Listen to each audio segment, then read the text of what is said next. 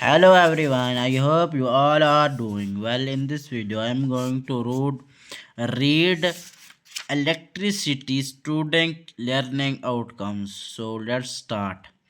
Have you ever felt a slight tingling sensation in winters while touching something metallic? A door handle, filling cabinet, lift window frame it. This is an example of static electricity. Before studying static electricity, it is important to study an atom and the electrical charges present in it. Everything in the universe is composed of tiny particles called atoms. Atoms. These atoms contain small particles that possess different charges. Static electricity is the result of an imbalance between negative and positive charges on an object. In static electricity, the electrons do not flow and the charges remain unchanged unless the object encounters of a neutral object and causes a static discharge. Static electricity can easily be observed in winters when the air is very dry and contains a large amount of free moving electrons which cannot ground easily. For example, if you walk on the carpet with shoes, they rub against the carpet and your body collects extra electrons. The electrons remain stuck to your body as you touch a metallic object such as a window frame or a door knob. You get a tiny shock. This is because the negative charges on your body track the positive charge of the metal and quickly move towards it.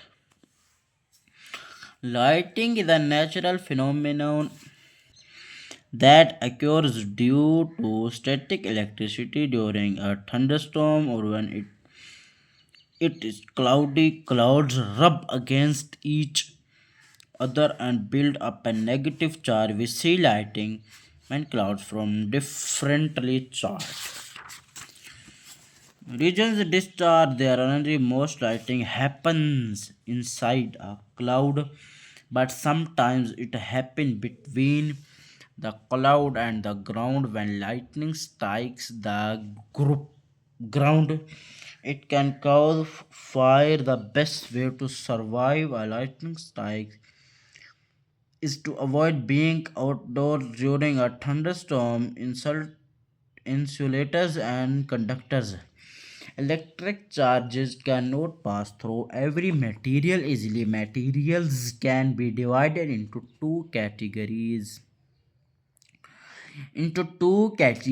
based on how easily charge move in them.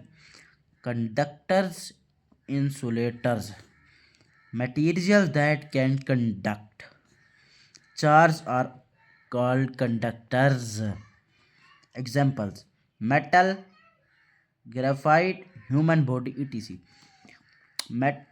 Insulator and insulators, materials that cannot conduct electricity are called insulators. Examples: styrofoam, plastic, paper, rubber, glass, etc. In contrast to static electricity, when electrons flow continuously from one place to the other, it is called an electric current. The path through which electrons flow is called an electric circuit. Switch, battery, light bulb. A simple wire electric circuit. Look at this simple circuit. It has a battery and a bulb and a switch that are connected to a wire. The battery provides energy to the free moving open and close the electric circuit. Everything is in our surroundings is made up for atoms. An atom consists of three particles: electrons, protons, and neutrons. smartphones.